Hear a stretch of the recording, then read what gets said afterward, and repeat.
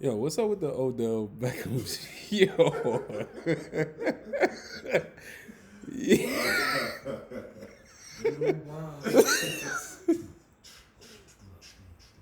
I don't know, bro. I hope it's not true. What you mean? Yo, this. So I'm you. sure So he was you. clout chasing and just trying to put him on. Like maybe she wanted him to fly out or something like that, and he decided not to. With the fake Christian Dior joints, man. Yeah. I think she. But we're not gonna act like this ain't right up Odell's alley. No, pause. Why did you play for the Browns? I'm just saying it's the reason he got traded there. I'm not saying. I mean, I was listening to the radio and somebody said he's definitely a number 2 receiver. Oof. Whoa. That's a one-way street for you. Whoa, never mind. Pause. Yeah. All right. Yo, Court, yo, they restarted the practice for your team, B. I refuse to take any part. We talking about practice, B. We talking about practice? You don't even want to talk about practice, bro. So you rather just start the show? Yep. All right, that's a bet. Let's go.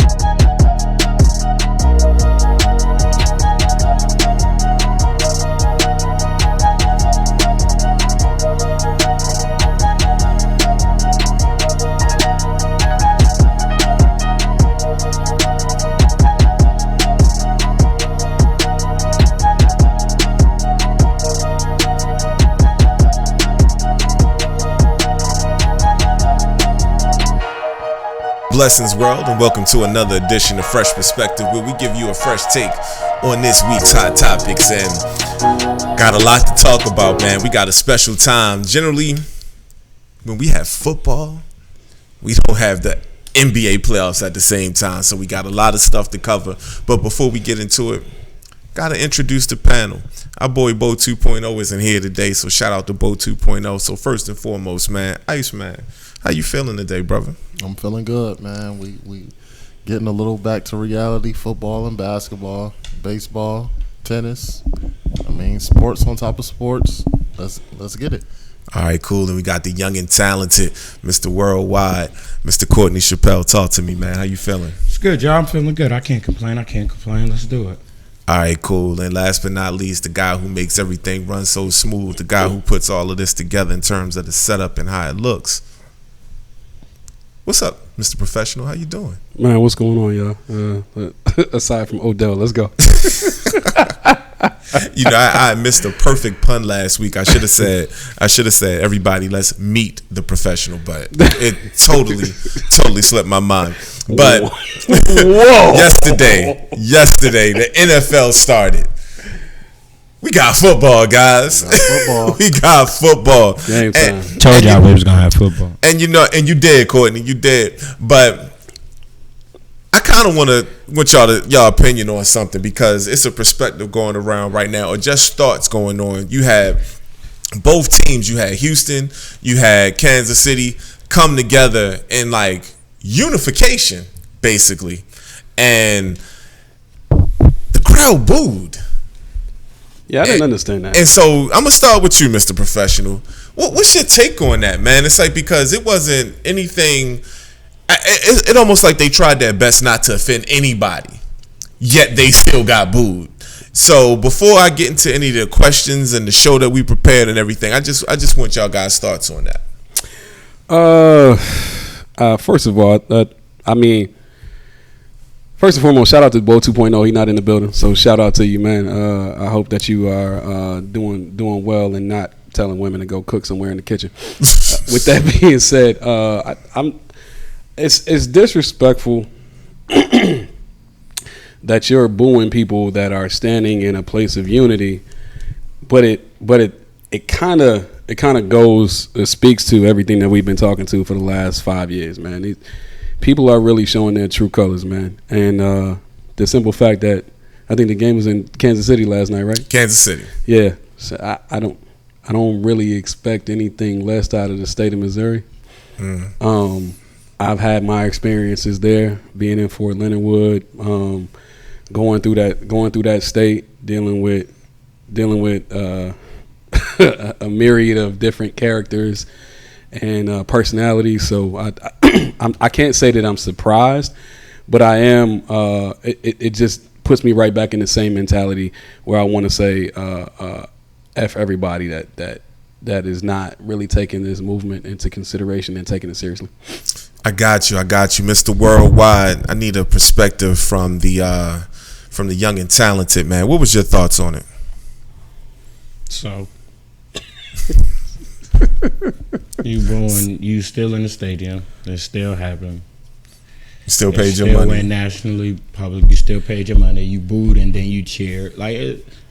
At this point, there's no point of putting energy and stress and stupidity. So you booed. Congratulations. Shout out to you.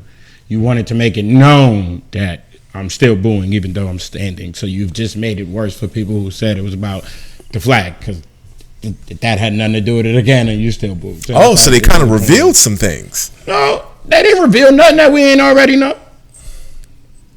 Okay, that's facts. Okay, certified facts. They didn't reveal nothing. Cool, but you said, you can't bring up the flag anymore. So Ice, man, talk to me. What's your perspective on this, and then we'll go into our questions. Just pure ignorance. I mean, like Court said, it's stupidity. I mean, if you don't get it by now, I don't think you'll ever get it. Like, at this point, they're not even trying to get it. I mean, Kaepernick, when he was in the league, he got booed in every stadium he went to. So it's just pure ignorance at this point. Okay, I got you. So, all right, guys, we about to get into it. Like I said, football started yesterday, so I got a couple football questions. I know the past couple of weeks we've been kind of going NBA, and we will finish off the show with the NBA. But something really, I won't say really big, but interesting happened. Last week, Leonard Fournette, top running back in the 2017 draft, was cut. Buck Flair, shout out to you. He ended up on your Bucks. But it kind of brought me to this question. Ended up on your what? The Buccaneers. Oh, okay. All right. Kind of brought me to this question. They generally say it takes 3 years to judge a draft class. And we look back at that 2017 draft class with the running backs, at least. Very, very strong running back class. Some of the names: Leonard Fournette, Christian McCaffrey, Delvin Cook, Joe Mixon, Alvin Kamara. I'm going to start with you, Courtney, this time. Just in terms of that running back, talk to me about the Leonard Fournette situation and tell me who you think the top running back was out of that class. Leonard Fournette is injury prone. Jacksonville's going through a fire sale. It's not really much to think about. They got rid of pretty much everything else on the roster that was there when they had their little run. So him getting released wasn't really a shocker to me, plus injury prone. Him going to Tampa Bay, everybody's going to Tampa Bay. I think I said that last week or something. Like, it's just everybody's going over there. At this point, it's just ridiculous. It's that Brady effect. Yeah, whatever. Brady. So, I mean, cool. As far as the running back class, that was a deep class. Right now you say the best thing kicking is between Christian and Dalvin. And it's kind of your style of running back you like or don't like. I would go with Dalvin. I know most people are going to go Christian McCaffrey. But, I mean, Alvin Kamara in that draft class, I mean, it's a good draft class. So you got stout dudes out there, dudes that's helping their team. But Kareem Hunt is in there. I go Dalvin. I like Dalvin when he was coming out of the class. I think he's still holding down. I think he's a big I think him and Christian might be equals on their teams. But all right, I'm not going to let you off the Leonard Fournette hook that easy because you think about it. Leonard Fournette was a phenom in not to me. and I watch a lot of Flemlo Raps. He's one of my favorite YouTubers. So shout out to Flemlo Raps. Mm-hmm. He did a great show on the Leonard Fournette situation. He was a phenom in high school. Right. He was a phenom in college. Right. Out of this supremely talented running back, class, first overall. And this is during the time when people weren't necessarily picking running backs in the top 5. He goes top 4 overall. He hasn't even got a second contract yet. Okay. Joe Mixon has been paid. Christian McCaffrey's been paid. So is it just the injury prone situation, or as Devon said, they tanking for Sunshine? I definitely literally just said they doing a fire sale. So is they tanking for Sunshine? Y'all feel like he taking for Sunshine. I don't care for it to be that way. I feel like you're trying to get me to say something, and I'm trying to be respectful of. I don't care about no Sunshine. I don't care. I really do not care. Though I believe Leonard Fournette is a solid back. He's injury prone. It's that real. Let's keep it 1,000. Newsflash: Courtney doesn't care about Sunshine. I've been saying this for years. All right, cool. I'll let you. I don't even think he's the best quarterback coming out of the class. So could they be tanking? I don't see it as that. I just see it as they are changing that organization around again for whatever number of time. They got rid of all the big money players, and he was one of them. Got you. So Iceman. So talk to me, man. What's your thoughts on the Leonard Fournette situation and that running back class?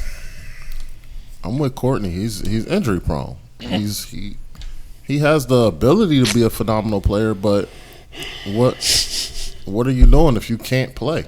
Like, if you hurt every other game, I mean, he was hurt at LSU, like injury prone there. He was hurt at LSU. So it's like that's a part of his pedigree. Definitely was hurt at LSU. And I mean, he went high, of course, but the draft class for running backs, as we're seeing, it's a lot of young guys that are like really doing great. They're doing phenomenal.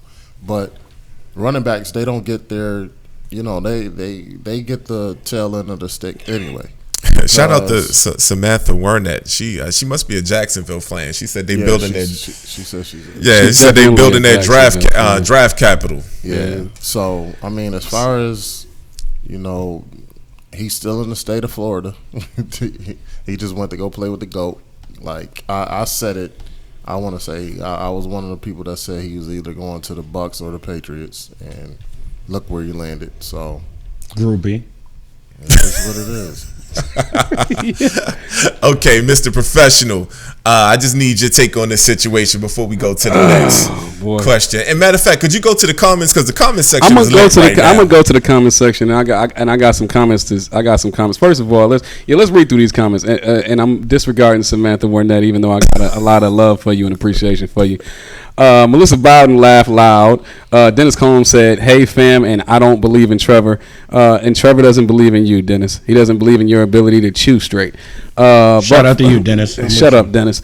Buck Flair said he's playing with a real QB now, talking about Leonard Fournette. Michael Westmoreland said, "Stop calling my QB Sunshine. His name is Trevor, and he is the best pocket QB prospect since Andrew Luck." You seen what happened to Andrew Luck, right? Where did that get you? Where's Andrew Luck? Hey, shout out to Michael, because Michael's a Raven. Hey, where's Andrew Luck now? Sharon Mullen. Okay. Shout out to Andrew Luck. So here's my take. Wait, hold on. Colton Hare. Shout out to Colton Hare. Shout out to everybody that's tuning in to Fresh Perspective, man. We appreciate y'all. If I recall correctly, Colton Hare said almost never go high for a running back. There you go. Here's my take on this, and if I may. I think that they are tanking for Trevor for several reasons. I think they need to sell tickets. Everybody knows that Amir Khan is about money more so than winning. It's been well documented. Is he? Sunshine ain't winning there. And let's just be clear. Did he win last year? He didn't. He did. Okay. He got to the game. Okay. Though, at least. He got there. He got there. Court, sprinkles up for who? I set myself up for that. Bro, I hate that. I set myself up. You got to the game. Real talk. Here's the thing. Let me give y'all a couple. Won one and lost one too. Okay, so let me give y'all some stats real quick. Not some stats. Let me give y'all some names. All right, go ahead. Jalen Ramsey, Calais Campbell, gone. Leonard Fournette, gone. And then they signed Jay Gruden as the offensive coordinator. If this ain't a recipe for failure and setup, I don't know what is. I mean, you could have just signed Jay Gruden and I said, y'all going down. everything about y'all is wrong. So I know that they're tanking. I won't necessarily say that. I believe down on Jay Gruden, bro. Oh, Dennis Holmes said they moving to London. I have my reasons. That's an interesting. I have my reasons right because of people in the locker room. I just leave it at that. Why are you so down on Jay Gruden, man? Because he's trash. I don't need exact information, but when you say trash, what do you mean? I'll say he doesn't have a clue in terms of how to be a leader in a locker room full of grown men. I just put it to you like that. That's fair. Okay. Now, is he a decent offensive mind? I don't know. I've never played football at that level, so. But there are people in that locker room that I know personally that will tell you. Are we referring to a text message that he reached out to somebody? I'm not gonna. Hey man, I feel like that was the grown man approach. I feel like you was talking crazy about me. Yo, if we got a problem with me, I got a problem with you. Yo, if we slut slap in the same floor. Hey, if you get out of line, and it ain't like he got on the media and said, "Now he kindly touched on me." Like, is it a problem? Like, yo, just because you the coach. He texted on me, is there a problem after he saw the chick leaving Darius? Yes, I feel like we have supposed to be dropping names. My bad. Yo, but my point to this is, you feel me? If you know this is my bottom or my side piece, right? And you get to playing around in the hotel, she walk out your room. You know what? Court, he has all rights to question what's going on here. Court, are you not from New York? I am. Haven't we learned from coaches sleeping with players' wives and girlfriends? Hey, Derek Fisher. And in this, right? Hey, can we? Hold on. We gonna jump back. Can we get off of this subject? No. I got you. I need to call Matt Barnes. I'm just saying this to say this. I only said all of that to say this. He took it to that. Bring it home. He wanted all the smoke. He got it. Matt Barnes had communication with Derek Fisher off of the disrespect he felt.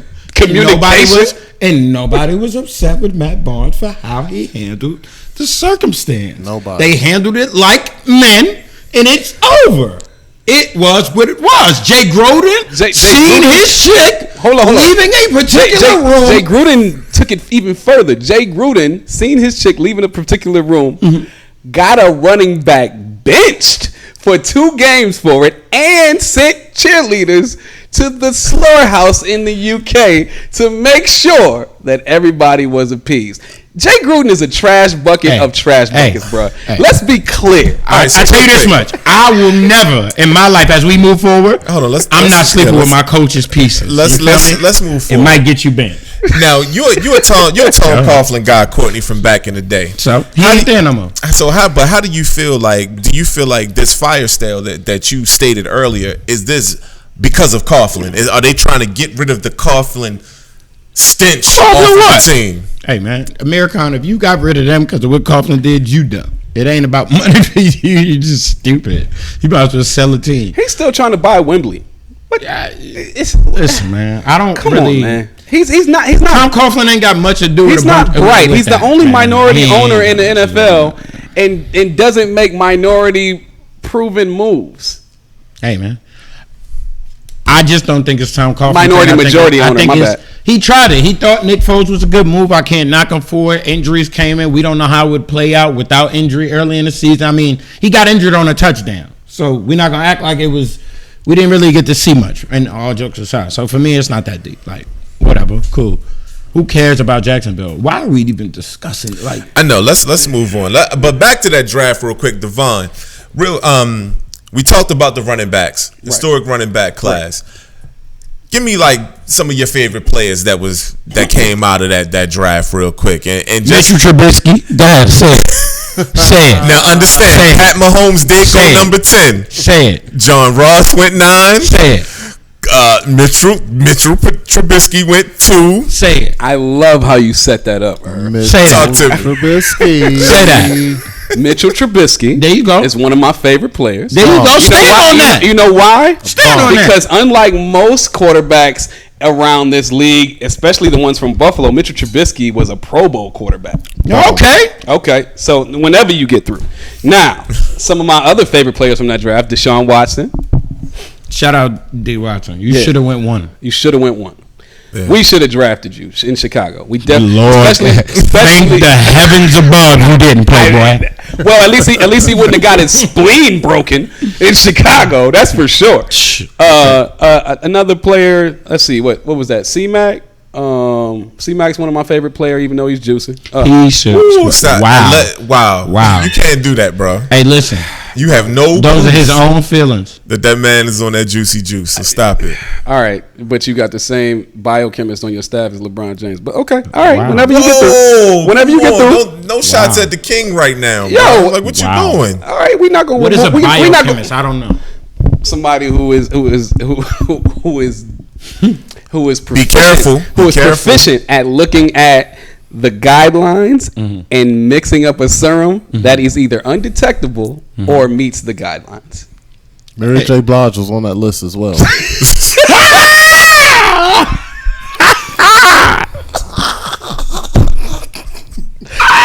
Yo, real talk. You know who else was on that? Mary J. Blige. You seen her face? Not no more drama. Hey, Mary, I ain't gonna let him slander you right there. When the last time you took a razor blade to her face and saw her bleed? Hey. Anyway, y'all ain't about to slander Auntie like that, man. She looks absolutely wonderful and powered, man. She does. You're right. She eating good. She went vegan. She absolutely does. Tyler Perry set her up nice. Is this talk of the town of disrespect? Nah, I'm just saying, man. They tried to smoke.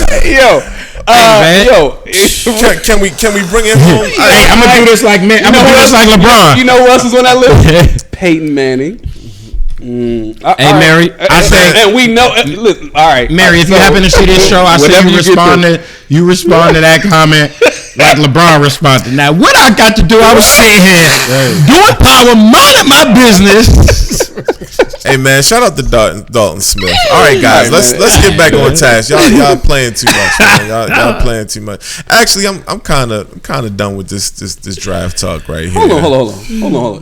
That draft was very, very solid as it pertained to running backs. It was a great draft. It was a great draft overall. We had C-Mac, we had Kareem Hunt out of that draft. Christian McCaffrey, Joe Mixon, Chris Carson, Alvin Kamara, Joe Mixon, James Conner.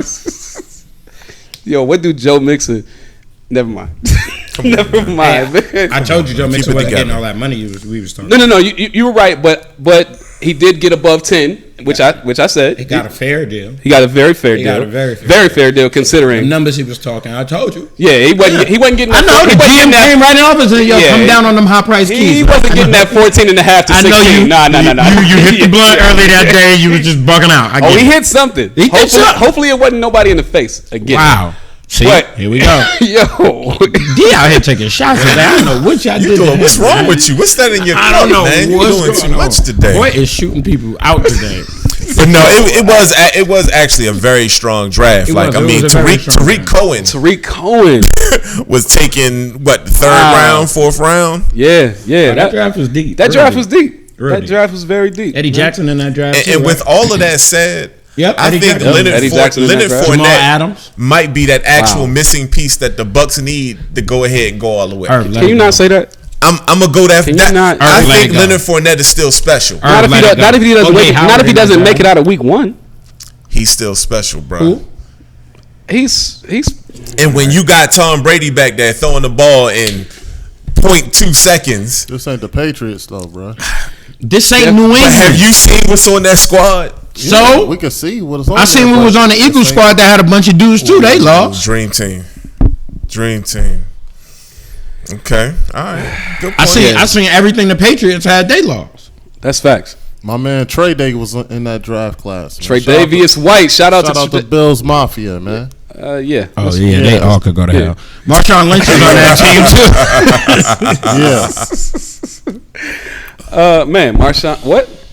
No, Marshawn didn't come out. Marshawn Lattimore. Yeah, Marshawn Lattimore. Yeah. I was about to say, yeah. Nah, not Lynch. Okay. That was an excellent draft, man. The 2017 draft was a solid draft. Yeah, it was cool. Well, two of the top paid quarterbacks in the NFL right now came out of that draft. So once again, you guys are watching Fresh Perspective. We having a good time. Thank you guys for coming in and watching with us and having a good time with us. But also, just going in, all right, way too early. Just out of curiosity, when was Gardner Minshew drafted? Last year. Last year? Okay. Undrafted rookie. That's right. Okay. And Kellen Moore? Yeah. The quarterback for the Carolina Panthers before Teddy got there. I don't remember when he was. Last year. He was a rookie too. Got it. Okay. Just making sure. All right, guys, just to finish up our NFL talk. Way too early Super Bowl team picks. Go ahead, D. You on fire today, man. What you got? Way too early Super Bowl picks. Way too early. I think that the team that you're talking about right now is way too early, which is the Tampa Bay Buccaneers. So you putting them in the game now? I think no. What I'm saying is people are already pegging them to be the Super Bowl pick for the NFC, and I don't think it's that clear. I think that they. I like the angle you took on that. I think that unfortunately they have to worry about Dallas. I think on paper Dallas looks extremely competitive. I think that this is an off year, so Green Bay is going to be competitive, and I think San Francisco is going to make some noise again, despite many people saying that they don't think that they're going to perform very well. So I don't think it's that easy. If I had to put a team in the NFC that I think is going to make the Super Bowl, I'm gonna go a long shot, and I'm gonna say the Dallas Cowboys. I'm gonna say that cocaine. I'm gonna say that the spirit of newness, with them having a new coaching staff all together, combined with the talent that they already had on the roster, and some new defensive moves that they've made, especially on the defensive line, are gonna put them in contention to be able to get there.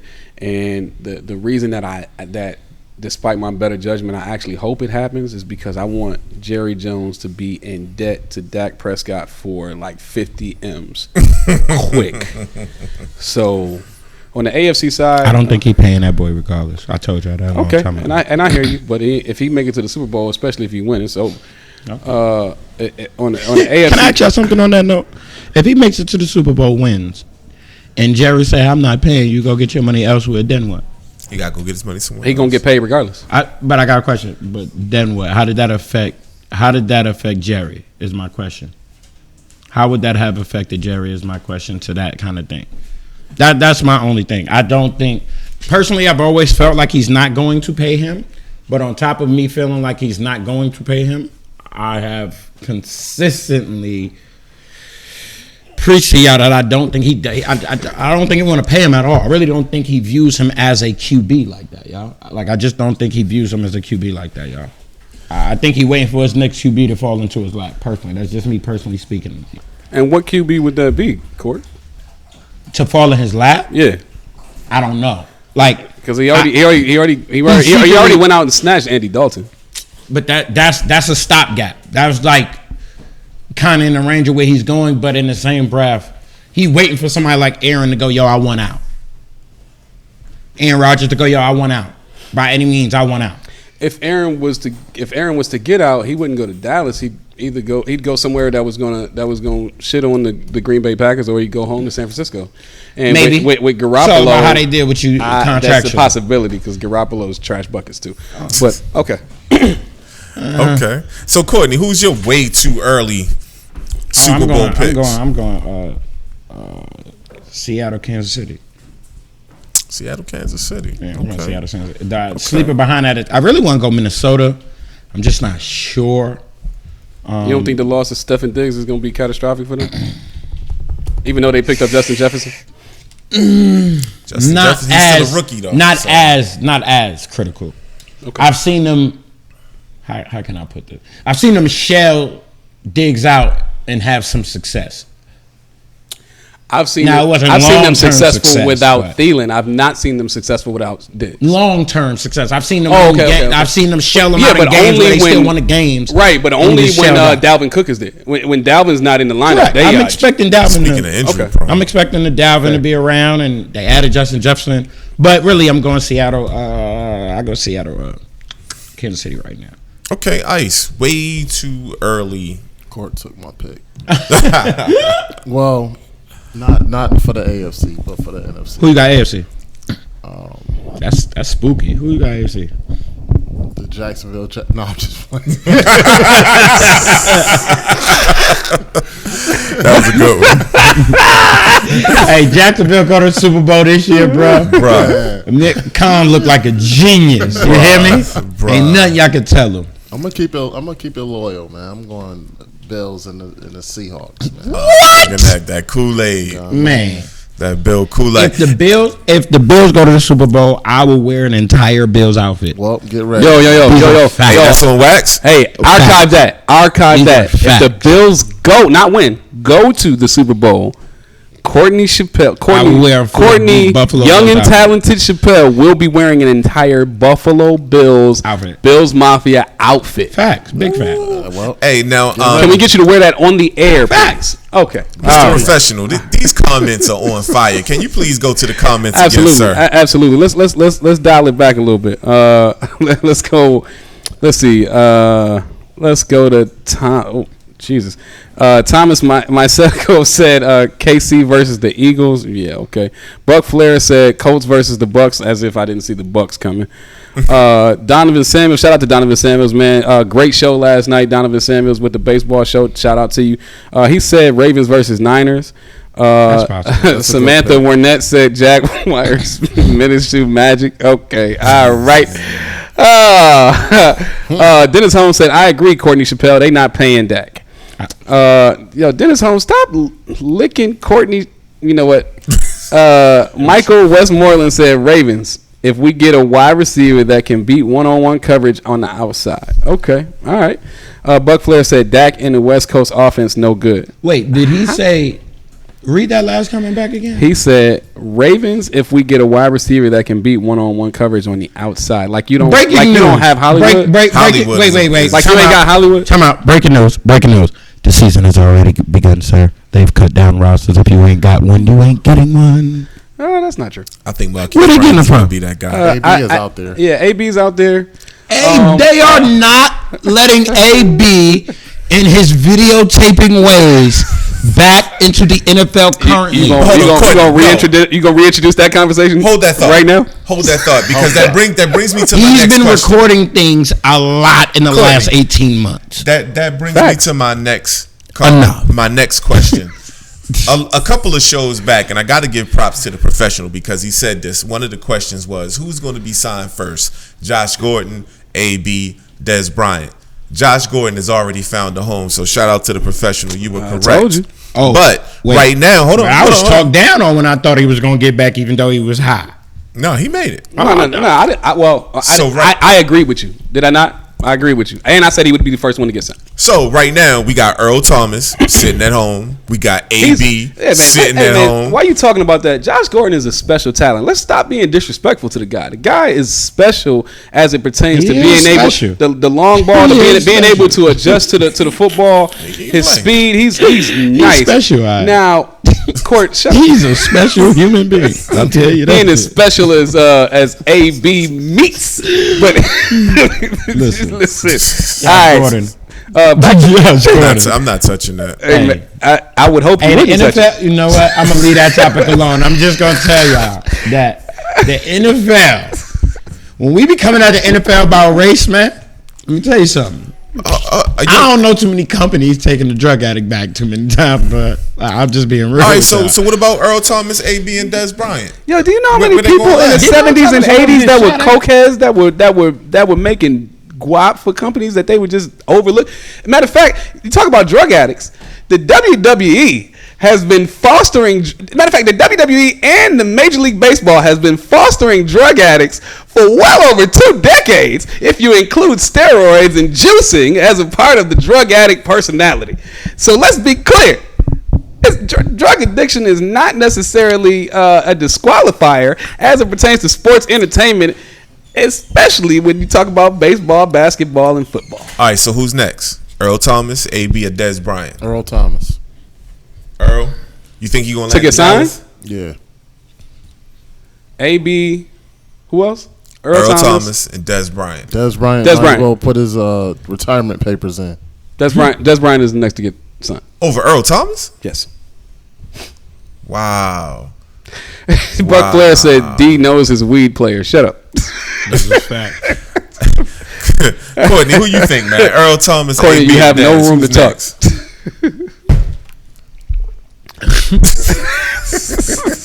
I don't know, man. Y'all doing too much. Whichever one of them don't. Whichever one of them doesn't hit the blunt tonight. Is that what you about to Whichever say? one of them doesn't commit a crime within the next 7 days, bro. What am I gonna do with these guys? Yo, you are listening. Hey, I mean, you are listening to Fresh Perspective Sports, unadulterated late night Friday version, which is the precursor to tonight's awesome episode of the Alphabets Football Talk Show with Marcus Alphabets and Ramona Dye. Shout out to the On Point Network. Shout out to Fresh Perspective Sports. Shout out to the Rise Up family. Hey, man. And All shout out jokes to aside, I think Earl Thomas. Listen, all jokes aside, I'm gonna be real. I think Earl just need to go to the crib for a second and relax, like for real. Like all jokes aside, and it's no like take 2 months away.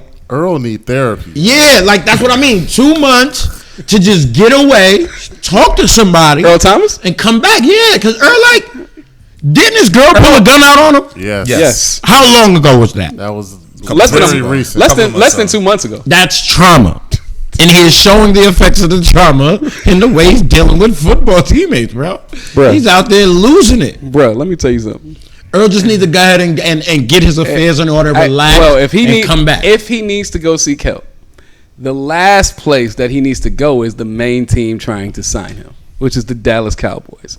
Because this is the same team. Nah, I told y'all, Randy Gregory, Brad. I told y'all this is. Listen, Dallas is the only place where he gonna be Earl. If you gonna go, listen, But Jerry. being Earl is not gonna help Jerry, him. if you gonna do it, do it. Just go all the way, Jerry. Yo, when news reports came out that said Dallas is not interested in Earl Thomas, Jerry Jones ran to the press conference and said, "You don't know what the hell you talking about. Shut up." Hey, real and called quick, him in for a workout the next day. Shout out to Michelle Rohr, one of my middle school buddies, just tuned in. Listen, man, I got respect. Hey, Samantha said it doesn't count. He was with family. Who? What? Yo, you are. Shout out to Samantha. Yo, But Who Samantha's wilding is right. their family? this is a family show. And actually, I'm about to take it to the bubble, guys. I think I'm done with the NFL right now. Wow, what's that? No, I'm done. I'm I done with thought you that. were done with the NFL in 2017. Hey, all jokes aside, all funny comments aside, I do think people sleeping on Cleveland in the AFC. Cleveland is a threat this year. We're not sleeping on I Cleveland. dissed them last year, and I told him it would be a year before that. I dissed them last said the year, and I same said thing. they'd be trashed last year. We know This Cleveland year, gonna be a problem. This year, they're a threat for real. Like I know everybody look at Kansas City, but Why? Cleveland is Why a are they a threat for threat, real. Court? Why are they a threat? Well, to start at the top of administration, they have a black man in leadership now, so who's not going to Jason Wright, shout out to Jason who's Wright. definitely not going to play them games with Odell Beckham. Shout out to Or Jason Wright, Baker who Mayfield. is a black man in leadership and played in the league. So shout out to you. He's not going to play with Baker or I think Odell. Baker's in that. finally gonna I think mature. they got better offensive coordinator. I don't think Baker going to have a choice but to mature because the coaches and the coaching staff he has is going to demand. We already respect. did, Samantha. Is going to demand they respect as men. They're not going to allow Baker to feel like he's some big. Hey, Samantha, that's how we started the show. That's how we started this. You didn't hear the precursor? Yo, we can't discuss that because this is false accusation. It's a shitty conversation. Wow. All right, guys. But back into what I was saying, Ice, you not going to talk about Cleveland is a big boy threat. I'm listening to Court. I feel you. But I actually want to take one of my questions and kind of move it up to the front of the line. And I want to talk about Steve Nash. So just recently, Steve Nash admitted, like, hey, guys, look, I got skipped to the front of the line, but my 18 years of running a top organization as a point guard has made me qualified to be the coach right now. So, Ice, you one of our basketball aficionados. Just your thoughts on. Y'all already talked about how y'all feel about Steve getting the job. I think all of you guys are cool with Steve getting the job and everything. But how do you feel about those comments where he just straight admitted, like, look, they put me in the front of the line, but this is why. First ballot Hall of Famer, man. So was Magic. So was who? Magic. Magic had a lot going on during his playing days. But, I mean, at this point, I'm not really even. Because Nash's resume does not compare to Magic's resume. So I think a lot of times we think that world-class athletes or world-class players, to be a coach, though. Right, should coach. And it's like, it seems like normally it's the okay guys that end up being better coaches, not necessarily the Hall of Fame guys. Yeah, but you got to understand that KD has worked with Nash, as you know, trained with Nash. Kyrie's a point guard who needs a lot of work at learning how to be a point guard. So, like we said last week, I wasn't really mad at him getting the job. It was just the people the people that didn't get interviews, didn't even get acknowledged. So, I mean, what Nash said, I mean, it just he gets it. He understands that, it would be some backlash, but we're just gonna have to see how it works out this year. That's all. Okay, Mr. Professional. We kind of talked about this earlier. Yeah, you had an interesting take. What was your take on just, I mean, he came straight out. He said, look, I did skip the line. I mean, it's a very, very bold statement. He kept it a brick. He kept it a buck, and he followed it up with a statement that was actually, whether we want to admit it or not, it's true. Steve Kerr didn't have to become an assistant to be a head coach either. Neither did Jason Kidd. And we talked about that last week, right? Or Derek Fisher. So I mean, and this league that we cherish so much has a history of elevating point guards to head coach positions in general. Not even talking about whether you have to meet a certain criteria, because I don't think that we live in an era where the status quo is not necessarily readily defined anymore, especially as it pertains to entertainment and sports. And so, I admired him for his boldness and his confidence. I do think it's going to kick him in the ass, though. It's more so. He got two all-world players. It's more so behind the scenes, like Core said last week. Sean Marks is his boy. Like, we all know the networking and anything we do nowadays is so important. So, I'm quite sure. It's always more who you know than what you know, man. Yeah, I'm quite sure Sean Marks went to KD and Kyrie and was like, "What y'all think about me bringing in Steve?" And they both were with it. I tell you what, though, Ice. I tell you what, he better win. He better win immediately, because if he don't, win what? You gotta go a little deep on that. Why does he have to win immediately? Win what though? What are you talking about? Win the chip or just? Nah, he just got to get at least to the Eastern Conference Finals. He got KD and Kyrie. That's my point. You are stepping into a Steve Kerr situation. You're not just following in. No, he's not. How? They haven't played together yet. Okay, but Mark Jackson groomed them. Okay, but to be perfectly clear, they have played together. When USA Basketball, they have played together, bro. That doesn't count. Okay, I'm fine with you. I'm fine with you making that statement from a concept standpoint. KD hasn't played with them. Everybody else has played. KD the only one who hasn't played with them. And he played with Kyrie in USA Basketball. I wouldn't put twice playing in the whole team. And I get that, but understand this. Not only have they played together, in my opinion, but these cats were already in the playoffs twice. Yeah. So you have a team that's already rolling in the right direction. and have added two of the arguably best scorers in NBA history.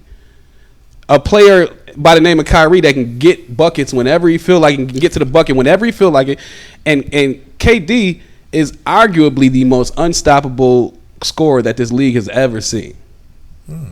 Arguably. Strong word. So with that being said, if you're already a playoff team, not necessarily contender, but a playoff team, and you add that type of talent, and then you put that coach in there, and that coach has the nerve to say, "Oh, my 18 years supersedes any general criteria for being a head coach," you better win. I'm not gonna say they have to get to the Eastern Conference Finals. I think they have to be at least a top 3 seed.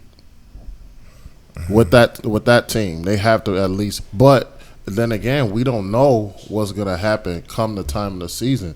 The roster might look totally different. You don't know what moves they're gonna make. So what they got now, I feel as though with a healthy KD and a healthy Kyrie, they should at least be top 3 seed. And Courtney, I saved you last for a reason on this one. So I want you to touch on this subject, and then also, because D, you brought up a good point in terms of point guards and how point guards, it seems like they're more coveted as coaches in the league. So first I want you to touch the Steve Kerr situation, and then do point guards make better coaches than other position players historically? As far as the comments, as I said last week, that's his homeboy. We get the game. We get how this thing played out. We understand it. I'm not really mad at him. Got the job. He is a great mind. He has been training dudes and developing and working with KD and other guys for a while now. So this ain't new to see Steve Nash around a basketball team. I didn't appreciate the way he had the ability to skip the line. The comments to me are dismissive. Why are they dismissive to me when you say, yeah, I skipped the line and, well, you know, Steve Kerr did it and it's kind of synonymous. This is the issue I have with it when you say, yeah, I skipped the line, because you said that shit with the corky polo smile, like, yeah, I mean, yeah, you know, but I mean, hey, well, that just don't work for us. We don't get that benefit of the doubt. You feel me? Yeah. When James Dolan was doing it for Isaiah Thomas and that was his homeboy, that's all you heard about was you doing it with your friends and you're not making business decisions. You're making moves off friendships, and that's not how a basketball team. Same thing with Michael Jordan and Eddie. When Mike was doing it, that was the thing. Now I'm not saying that other teams haven't done this before. What I'm saying is, y'all playing this and y'all buttering it up another way and you just smiled it off. When you use Steve Kerr, you was better off using Derek Fisher, Jason Kidd. If you wanted to use Brian Shaw, you was better off using those guys. When you use Steve Kerr, here's the problem. Steve Kerr was a GM before for 3 years. Prior to you, he ran a team, he hired a coach. He has been on the other side of it.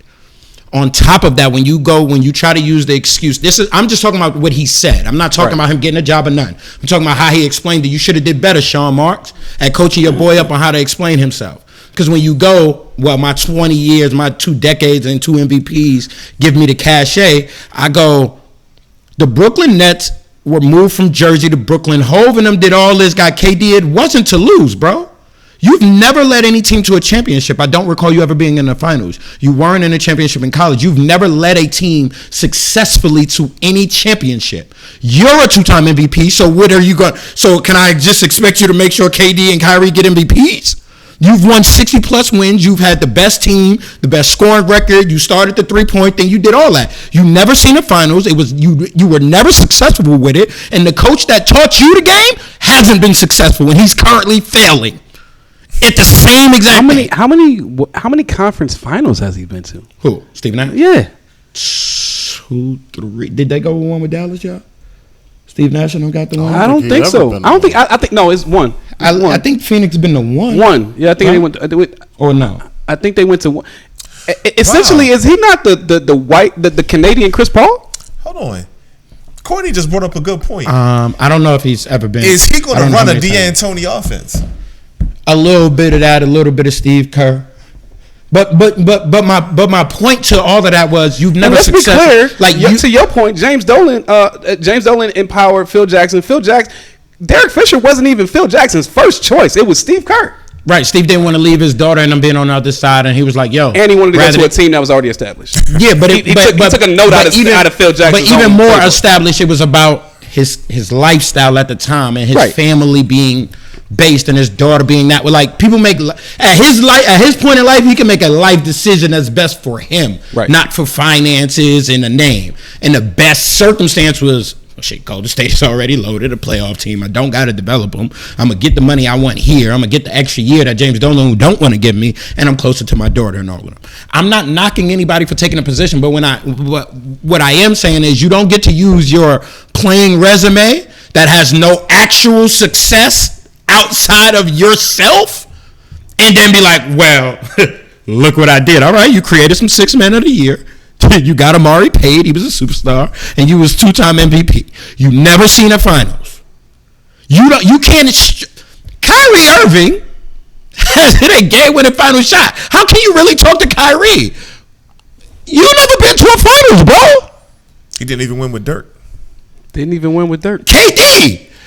Again, when y'all keep talking about like you wouldn't take the Brooklyn dude because he was cool, but he wasn't like that, his offense and all that. You took the dude, he ain't never been nowhere. You just went from one dude that never won nothing to another dude that never won nothing. The only difference is he played the game before.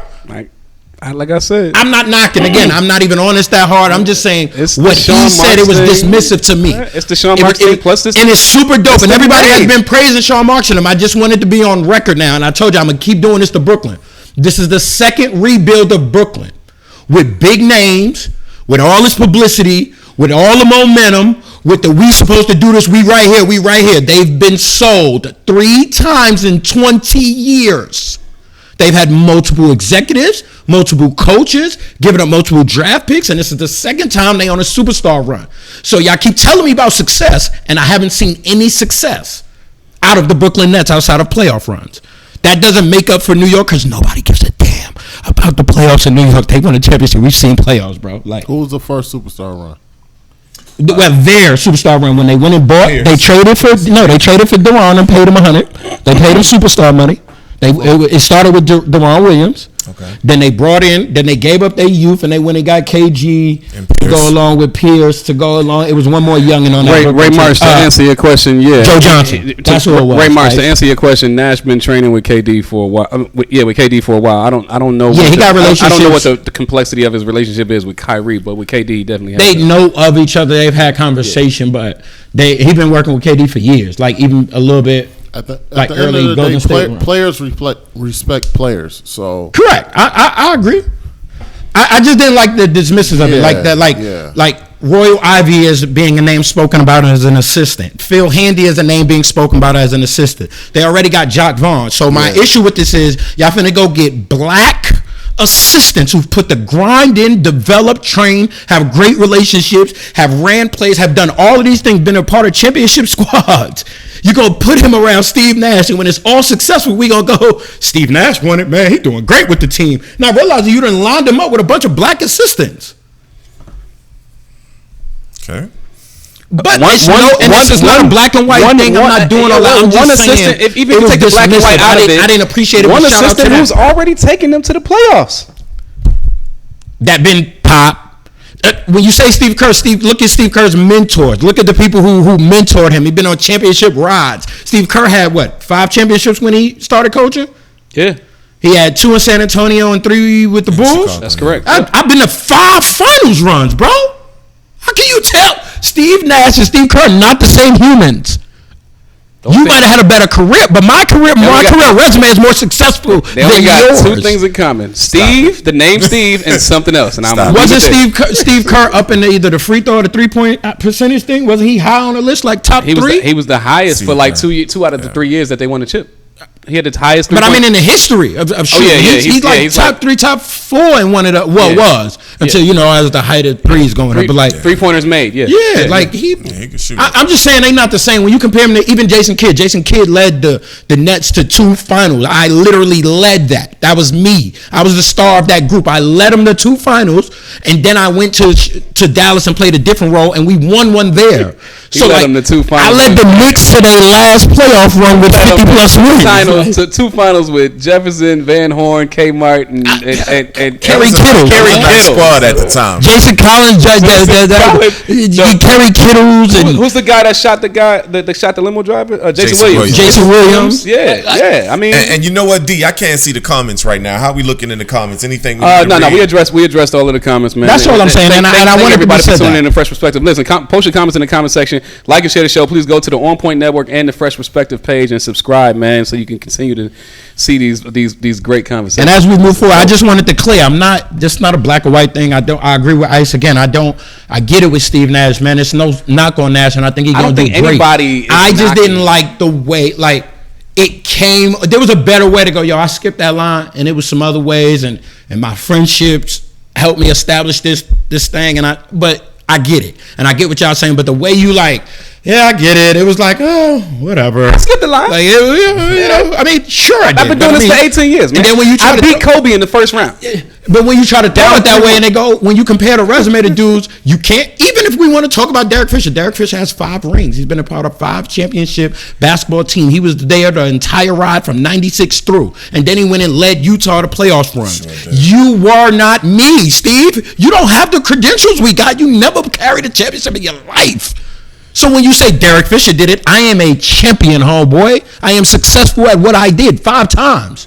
I was a starter, too. I wasn't the bench, dude. I was a starter. Whether you want to give me my credit or not, it was a starter. Jason Kidd led championship teams. Steve Kerr, you did not. You led good moments. Your teams and your career is no different than the Houston Rockets the last 5 years. Am I wrong? So what's the difference between James Harden and him? Should James Harden retire tomorrow? Would you let him go coach your fucking team? So who had the better career? Between you would not do that. That's a good question. Who had the better career between Derek Fisher and Steve Nash as a player? Individually, Steve Nash. Steve Nash, about easy. As a player, individual talent, I got more assists, more points, better shooter, 90, 50, 40, 90. Steve Nash, Jason Kidd? I'm going to always go Jason Kidd. Why? I'm a J. Kidd fan. I prefer Jason Kidd over Steve Nash. Now, others might disagree, but I'm going to go Steve Nash. I'm going to go Jason Kidd. Jason Kidd got an MVP? That's close. Huh? Jason Kidd got an MVP? No. Jason Kidd got back. He got Rookie of the Year, and I think he got Steals Leader. He shared Rookie of the Year. He shared Rookie of the Year with Grant. He shared Rookie with Grant, and he got Steals Leader as far as those. And he led the league in assists a couple of times? Yeah, he led the league a couple of assists. A couple of times. And he got a chip. And he got a chip. With Dirk. With Nash couldn't. But that was a loaded team, though. That was a loaded team. Wait. Just to be clear.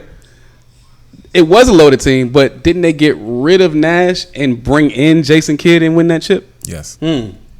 Okay. That was a little later, though. That was late. That was way late. That's after Harris and all of them. That's after the D-Wade run. Actually, Devin Harris was still there when Jay came in. He came back. Yeah. Yeah, but I'm talking about the first time around. It was early. It was 4 or 5 years. They was young. 6 years. Yeah, he was young. Yeah. I mean, I'm not knocking it. What I'm saying is this. He still got it done, though, right? I put it like this. Jason Kidd on the Phoenix Suns teams that was winning 60-plus games, they get to a finals. With Quentin Richardson and Amari. That Joe Johnson, Jason Kidd, Amari Stoudemire, that group, Barbosa, Diaw, that group. I don't disagree. No, they won't. I don't disagree. They won't. It's the system. The system is easier to guard when you get to the playoffs. They'll let you have your fun in the regular season. We've seen this with D'Antoni every single year. Every year he's coached, he's had phenomenal. I just think Jason Kidd a better enough point guard to know I'm not going to keep shooting these fucking threes. I don't care what you say. I'm not going to keep throwing it to shoot these. But he got prolific with it later on in his career. Who? Jason Kidd. He got prolific better. with the three. No. When I say shooting the threes, no. I'm talking about others, not Jason Kidd. I'm agreeing with you from the standpoint that Chris Paul had the green light to shoot them threes, but he didn't because. He knows. But even if Steve Nash didn't shoot a ton of threes, it was you just going to keep letting Quentin Richardson and everybody else keep shooting them. You just keep running in 6 seconds. Yeah, I'm agreeing with Kobe Bean Bryant what he said last year about the Houston system. He said you won't be able to win the chip with that system. He was speaking from experience. He had D'Antoni as a coach for 2 years. I don't care what he was doing, but I just know what he said. and from me looking at it, from me watching D'Antoni's brother, who runs the same exact system at Marshall, you're not gonna win many games. You're gonna win. His games brother at Marshall. Yeah, in the regular season, you're gonna win games in the regular season. But when it comes to we got to bear down and win this chip. Break that down, Ice. Why is that so? Because they rely on the 3 way too much. You live by the 3, die by the 3. You don't focus on defense. And now he made it even worse by going small ball. Like, at least with Phoenix, he had Amari. You know, he had guys like Quentin Richardson who could stretch the floor. He could play 2, 3, 4. You know, like it was a different dynamic. But you see, they weren't successful with it. And you had the MVP for 2 years straight. So no matter who's on that team, it's look at it now. You got 2 Hall of Famers as your star players, and y'all about to be done. Y'all 1 game away from being home. It's the system. It's not. It has nothing to really do with the players. It's the system. That's why. Like, I agree with that. I just think outside of that system, I don't think Steve Nash is a 2-time MVP. You never know. And some people feel like one of those MVPs could have went to Kobe. Absolutely. Or Shaq. And the other one could have went to Shaq. Yeah. But I'm not mad that Steve got him. No, not at all. Because Nasty was a thing back then. So definitely. Yeah. Now speaking of another thing, go into the bubble. Giannis, the Greek freak, just got eliminated. The Milwaukee Bucks, #1 seed in the East, got sent Thanks, home. Irv. Shot number 2. Thank you. So, it's been a lot of conversations about where Giannis's next home is going to be. Is he going to stay with the Bucks? If Bo was here, he would say he's going to Golden State. So everybody's going to Well, Golden Bo ain't State. here. But going back to Bo's you, in the kitchen cooking somewhere. Mr. Professional, where do you think Giannis's next home is going to be, or do you think he's going to stay in Milwaukee? I'm with Court. I think if he leaves, he's going to Miami. Wow, Oh, I don't think he go to Miami. It's either Miami or Dallas. Dallas would be nasty. Why Miami? I think that fits what he's looking for. He's looking for teams that can get buckets, so he don't have to carry the whole load. But he likes to play. He likes teams that's buckled down on defense, and I think he wants a market with that's fun to be in. I think everybody knows you can have a ton of fun in Miami. I mean, it goes without saying. And then Dallas, I mean, Mark Cuban made a play at his brother, gave his brother a place to stay. So I mean, it's a dark horse, so to speak. Okay, His brother's also in L.A. L.A. Mm-hmm. I knew he was gonna say that. He don't want to follow in LeBron's footsteps.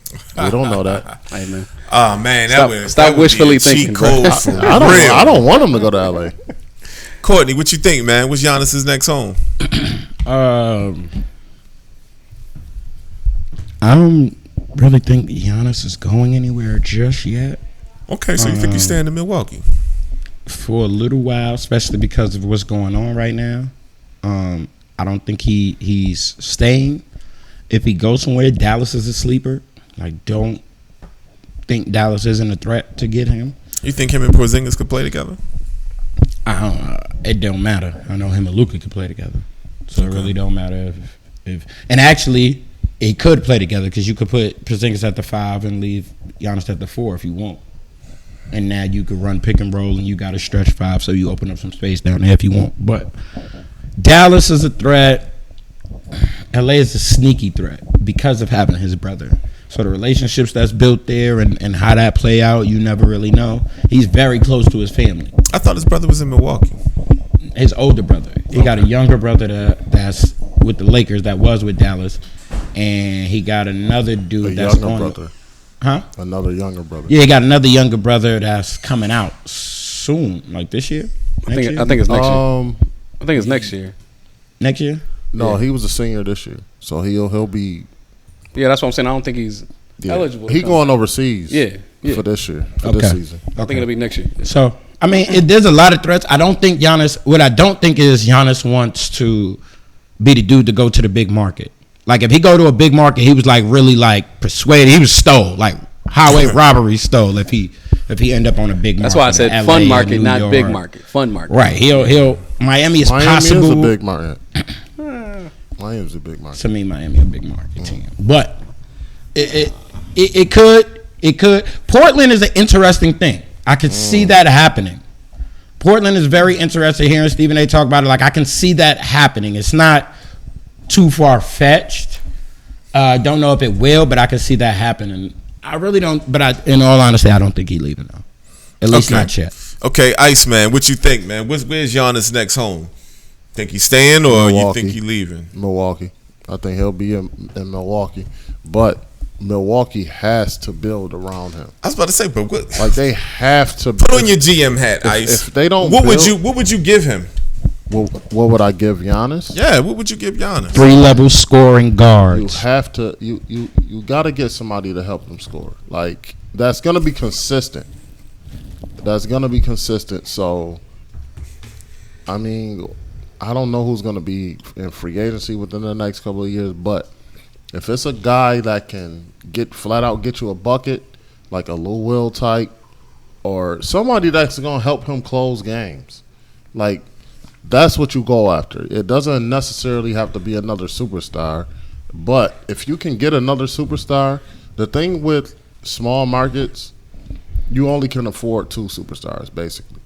So, and I don't know how many superstars are going to want to come to Milwaukee, unless they get a sleeper in the draft that just comes out to be like Giannis, like that's going to be the luxury. Like the lottery and the offseason is very important for small market teams. So Giannis, he just needs somebody that can help him stretch the floor out. Like Middleton is okay, but he's not a supermax player. So I mean, they might have to get rid of him to make that team better because of that contract. So whatever the GM does, like, it is very crucial for them to have Giannis stay. Okay, Mr. Professional, can you go to the comments? I see we got some new comments that came up. Yeah, man. Josh Bailey said, whose team would it be if he goes to Miami? That's a good question. I don't think Jimmy Bucket's giving it up like that. Giving up his giving up his team. Whoa. That's not his team. No.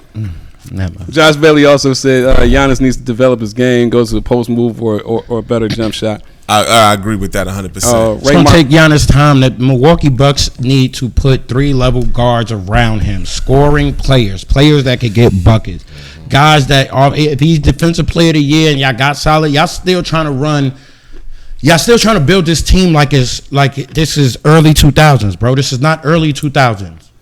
Giannis cannot shoot. In order to know that, this the same thing with Ben, bro. If they cannot shoot and they better at the rim, then put them at positions at the rim and put players around them who can do everything else around them to hide their deficiencies. Ray Marsh said, does he get flack for going to Miami, going to the team that eliminated him? I really don't care. I'm just gauging the level of petty.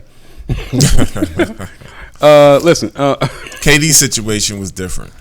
Well, Eric Bledsoe's not a good enough shooting point guard to be playing next to Giannis. DiVincenzo ass ain't either. For all the DiVincenzo fans. Whatever. Yeah, the super DiVincenzo fans. Yeah, the super DiVincenzo fans. Whatever. They ass at home like I said he was going to be if you bet on that. Could you imagine him in Utah, though? Who? Giannis. Why? Hell no, because he ain't going to Hey, Utah. man, I want to address this. I want to address this Miami. I want to address this Miami question. Okay, go ahead. If he does go to Miami, if he doesn't go to Miami, let me say that. If he does not go to Miami, I know who is. Who? God dang, Joel Embiid. So, go ahead, please go. It's gonna be just like Whiteside. Hurt the hell up and just spent $100 million for nothing. But hold on, real quick.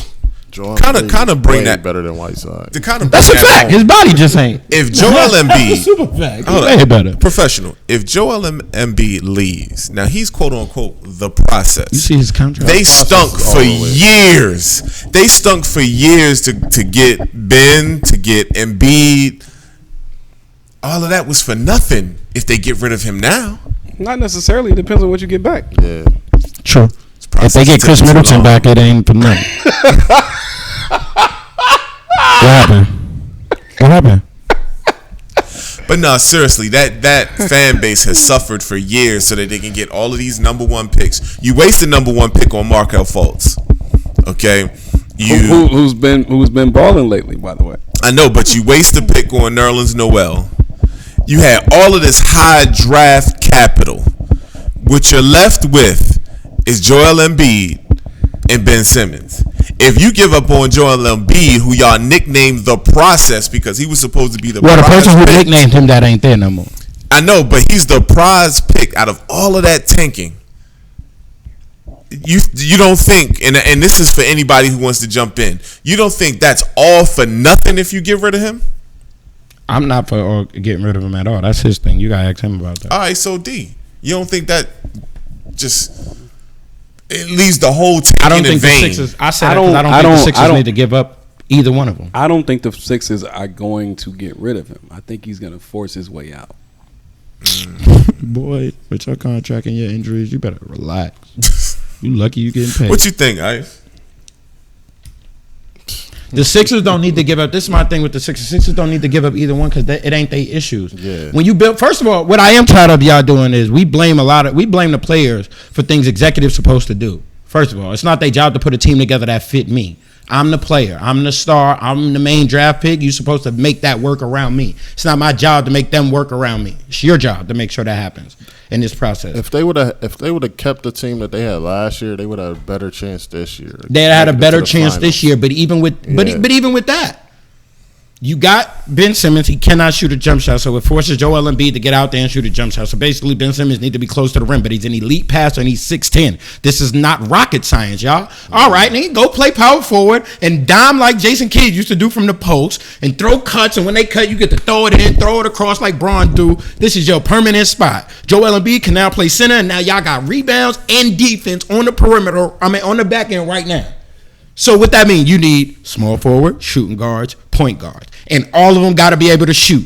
That's not a maybe. That is a need. Everybody they draft this year, every free agent they get has to be able to shoot.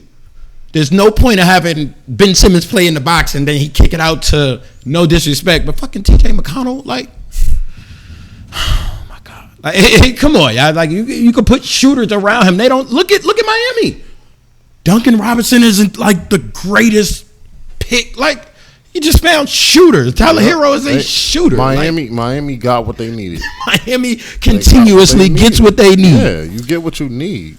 And you know, also speaking about getting what they need, one of the best series so far in this bubble has definitely, other than of course Denver and Utah, it's been this Toronto and Boston.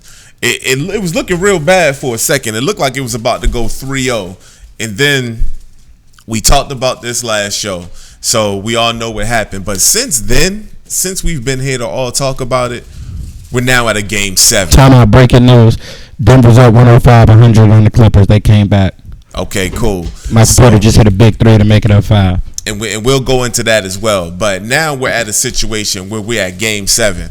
Kyle Lowry basically last game played like he heard everything that Courtney said about him in the past. But Ice, what's your thoughts on this series, and who do you think is going to win Game 7 and move on to the next level? Boston. Okay. I think Boston is. I think Kemba's going to be a lot more focused today.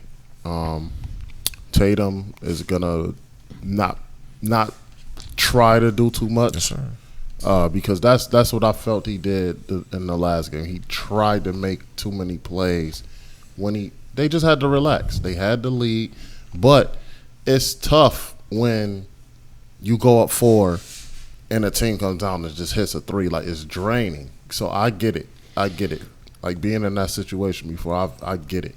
So it's like, man, like, how many times do we gotta knock these guys over, but they just won't quit? Like, basically, Toronto outworked them.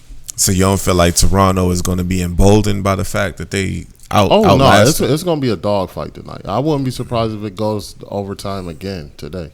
But I think Kemba comes out clutch Kemba today. So I'm taking Boston. I'm going to take Boston. Okay, going Boston. Mr. Young and Talented, I know you just gave us the update on the Denver game, and it looks like Denver will get this one, and the series is going to be tied 2-2. But what's your thoughts on this Toronto and Boston situation? Who you think is taking Game 7? I got Boston closing it out. I just think Boston got more of the stars at this moment. and they just learn how to do this. I think Boston to get in this because they've been in the most things, the most pressure-packed moments together as a grouping. Outside of that group right there, that just won the championship, as far as this group, they don't got Kawhi. That's the missing part. This group been together since the USA Olympics, y'all. If y'all remember, I know it's been a long time since Corona, but last summer, coming out of it into September, these kids was together. Last summer, they was overseas playing. They lost that national title game. That USA game together. So, Kemba, Marcus Smart, Jason Tatum, Jaylen Brown, I'm expecting them to have the biggest of big games. Like, I'm expecting them to be out there and just do a little bit more. Toronto got to regroup. Toronto got a nice unit. They came back the same. But now they got to regroup and they got to get a couple more guys that do a little bit of different things. This roster is great when you got one more superstar. When you got a super, this roster is great. But for them not to have a superstar right now, I don't think they need to break it up, but they need to add some more lethal weapons into their arsenal right now. But you've been very critical of Kyle Lowry in the past. How do you feel about the game he had last game? And I only critical when he don't play like he's supposed to. And that was a lot in the past. So I wasn't critical of him. He was critical of himself not playing the way he's supposed to play. But his last game, he did what he's supposed to do as a guy on a team who's been here. He's an elder statesman. He's been through the ring. He's been through the good games, the bad. He's been through some Kemba Walker games. Played 52 minutes. He's been through a lot of those Kemba Walker games. You hear me? Like, if anybody knows about struggles and playoffs and playing through it, it's Kyle Lowry. So, to me, he's showing how much of a seasoned vet he is, and he's calmer now. What I did appreciate was he looked calmer in Game 6 than I've seen him. He used to look tense in big games and razzled, and you like, where you at, Kyle? Like, the other night, he looked like, I'm here, y'all. Like, come on, don't worry about it. He looked geared in, like that championship has lifted the weight off of his back to where he just hooping now. He looking like Villanova Kyle, the guy we thought was going to be crazy. Okay, Mr. Professional. Last but not least, that Boston-Toronto series has been simply amazing. Agreed. The second amazing series that we've had so far. Who do you think is going to take it home? Game 7. Boston. So everybody's Boston. Yeah, I just think. Shout out to DeMar Davis too. Yeah, man. I think that I hate to say this, and I hope I don't come across as disrespectful, but at this point, I don't really care. Well, no need to say that then. I think that Siakam is who we thought he was. I disagree. I think that he's a second option at best, third option in reality. You feel like he's being billed as something more? I think that he was last year, but I think that as things have become more and more difficult as it pertains to clutch times in which the team is counting on you to come through, and for all intents and purposes, not to be cliche, but he goes LeBron on you. He hit a big shot. In the last game. Yeah. He did. Yeah. But for the rest of the series, he's been damn near non-existent when it counts. I think the restarter, he hasn't been the same really in restarted the bubble. Yeah. The only reason why I say I disagree, I think it kind of he was balling in the regular season before they shut down. Right. He was killing. I think this restart is one that just it but didn't benefit him. But like you said, though, they let you get loose in the regular season, right? No, 1,000%. But even coming back in return to the restart, he hasn't looked like Pascal Siakam. That was in I'm earlier agreeing season. with you on that. So I'm not using that as an excuse. I also think after you was built up as a guy, and then the guy came, so you was the second, third guy, and you was built up, and then he left, and now you got the reins, and now you know what it's like to be him now. Now you the one for real. Before Kawhi got there, they didn't know who was a one for real. It was DeMar. It was Siakam was playing off of the bench through them. Like, he'd never been in a role where, no, you the guy. Like, scouting reports is focused on, okay, this is what Pascal like to do. This is what he don't like to do. This is the way he don't got. So I think he's adjusting. He was doing good early in the season, but then when you get in the bubble and it's revved up and there ain't no fan engagement, ain't none of that, it's being the number one. I think it's getting to him. I'll give him another, what's this, Pascal third year, fourth year? Yeah. So I give Pascal another year or two as the guy if they leave him like that. If Toronto don't go get no guy and they make him the focal point, I give him another year or two as the guy to see, can you handle that role, or are you really like most of the dudes I say that ain't that guy, we've seen you in try to play the role multiple years. You just not a one. Hold on, let me address something in the comments. Joshua Bailey just said Freddie V is more important than Siakam. Yeah, what is Josh smoking, yo? Man. Like more important? Like, yo, that's just crazy. It's the word he used. That's why I said he's gaining a fan base. The word is the semantics, right? It's he's not more important not to the team, but he playing with the semantics because he might be more important. He's more reliable in the clutch. Important being he the other ball handler. Yeah, he the other distributor. He the other knockdown guy from a distance. If you remove Van Fleet for real, they really getting blown the hell out. But let's be honest, Van Vliet. When he ain't playing good, they struggle worse. He's getting a fan base in his bubble. We talked about how he's people want to build their brands in his bubble. But I wouldn't say he's more important than Siakam. Though. No, not at all. Yeah, nah. He's one of the guys that's taking advantage. I think of this they going spotlight. off of seeing Pascal struggle. And them still win as long as Van Fleet was playing well. When Van Fleet don't play well, it don't matter. Y'all getting blown. Okay. I think that's why he's using the term. I feel like he's more important. I feel like the Toronto Raptors roster is equally important to each other. Like I don't feel like Pascal is no different without Kyle. Kyle ain't no different without. Like I think they. Where I would combat that is last year when Van Vliet didn't show up until the third series. Siakam was balling and they were killing. Yeah, okay. It's a whole nother human there, and you ain't got to really worry about him when it's Kawhi's over there, bro. Like it ain't much you gonna worry about Van Fleet when you got Kyle Lowry. Well, when you got Kawhi. I will say this. I hope you guys are right because I really do want to see Boston versus Miami. I want to see Stevens versus Spoelstra. And that I am looking to see. That's what I want to see. The coaching moves and that is going to be very interesting if that's the next series. And just think, LeBron wanted to get rid of Spoelstra too. But guys, we are coming up on that 10-minute mark, and once again, you guys have been passed watching. the 10-minute mark. Denver is definitely beating Utah. They will be tied 2-2. You got it. You got it. You guys have been watching Fresh Perspective. Thank you for tuning in, and shout out to the On Point Network, the Rise Up family. But we have come to the point we are at our final perspective. I'm gonna let Courtney go last today. I'm gonna let him cook on the last piece. So, Ice Man, talk to me, man. What's your final perspective? I'm just glad sports is slowly, getting back to norm. College football has started. Hopefully, the high schools could get their stuff in order all around the country, because that's more and more stuff that we look forward to. I really, would hope that the winter sports don't get affected. I'm hoping that like NCAA and the high schools are trying to really come together as a group to do something for the winter athletes, because especially high school, man, they're these kids' lives are on the line. Like I get it, like college, you got some guys that are seniors or whatever, but the high school, that recruiting is so important. And they already didn't have AAU this year for basketball, so that hurts a lot of potential prospects. So hopefully that, they just come together and figure this thing out, figure this COVID situation out to make it safe for everybody. Okay. That's all I got. Okay, gotcha. And then we're going to go over to Mr. Professional. Talk to me, man. What's your final perspective?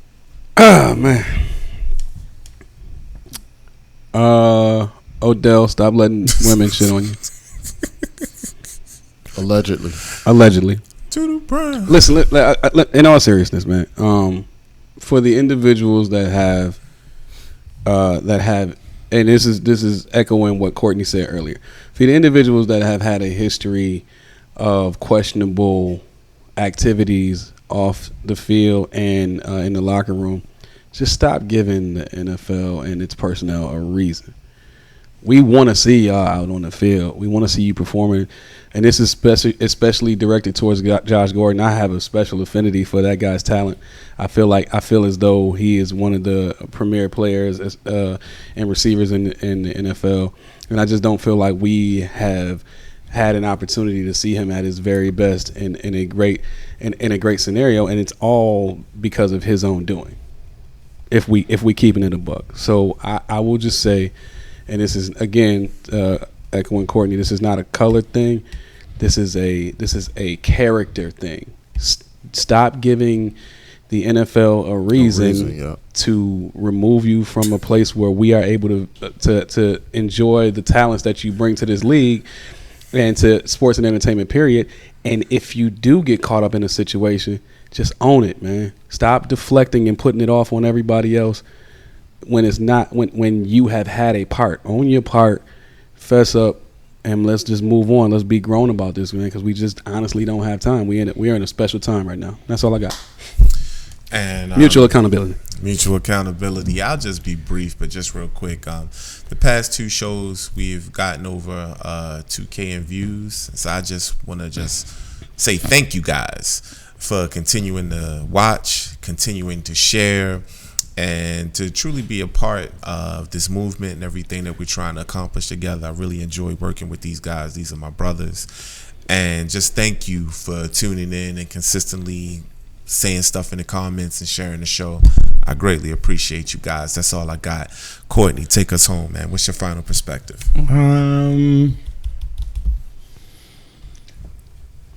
Final perspective, man. There's a lot going on. There's a lot going on in sports. It's a lot of.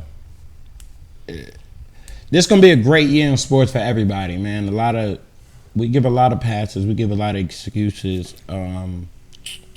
I get called out for it a lot, but I am one that feel like your resume matters, man. You gotta do things before you can talk big and bold. There's a lot of sports teams. There's a lot. Like, I'm here for expectations. I'm ready to see Cam. I ain't much excuses. I got expectations for you. I got expectations for Sam Darnold. I got expectations for the Giants. I got expectations for them weak ass Buffalo Bills too. I got expectations for a lot of people. People got to live up to the things they say.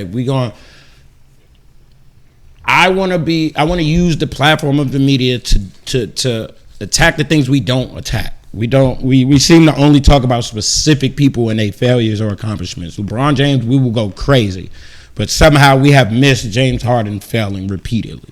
Like, we do got to be equal on how we treat it, because some things, if we let Bron get away with, if this was the other way around and Houston was treating the Lakers like this, should be headline news, top story, repeated all day. It would be dragged out. You know what I'm saying? It'd be dragged out, and we don't do that. We don't treat it like that. We give KD passes that we wouldn't give this one. Joel, like, we give a lot of people passes that we wouldn't. Let's mutual accountability, y'all. Like, we hold everybody to the same standards. We hold playoff P to a certain standard. Lou Will went 0 for 5 tonight. Hold Lou Will to the same standard. We tell you how much Lou Will cooking. You can't go 0 for 5 in the closeout. Y'all up 3-1. You supposed to be getting some rest, getting ready for the Lakers. He cooking already. He just trademarked his name, Lemon Pepper Lou. You worried about the wrong things. You see what I'm saying? See? Worried about the wrong things right now. Right now, it's the championship. Not trademarking Lemon Pepper Lou, because that's not going to do nothing for you if you lose. You feel me? Like, Lemon Pepper Loser. I like that. That's tight. Lemon Pepper Loser. I like that.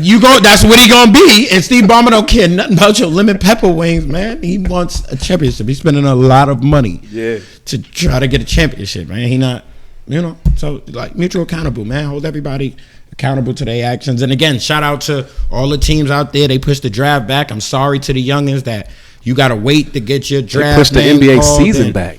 The next year's season. I'm more bothered for the draft. The dudes whose seasons had to end. I can't even get drafted now. I can't even know what's up with my money, my financial situation, my future.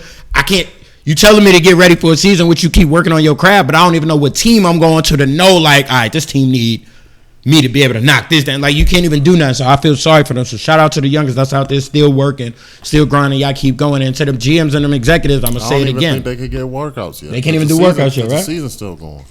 That's right. So, that's right. That's right. You know what I'm saying? So it's like, I know they stressed out. Like, it's new school year for everybody. Them the only ones not in their current situation. So shout out to them. I definitely want to emphasize on again, if you are a coach and plugged in with a scout, plugged in with coaches, this draft is deep, y'all. Everybody that we was talking about tonight that need this, need that, it's in the draft. There's Give me a point couple guards, sleepers. there's shooters. Give me a couple sleepers. Isaiah Joe is a sleeper. Cassius Winston going to somehow go at the bottom of the draft. He's a sleeper. Jaden McDaniels is a young dude who going to take some time to develop, but he cool. It's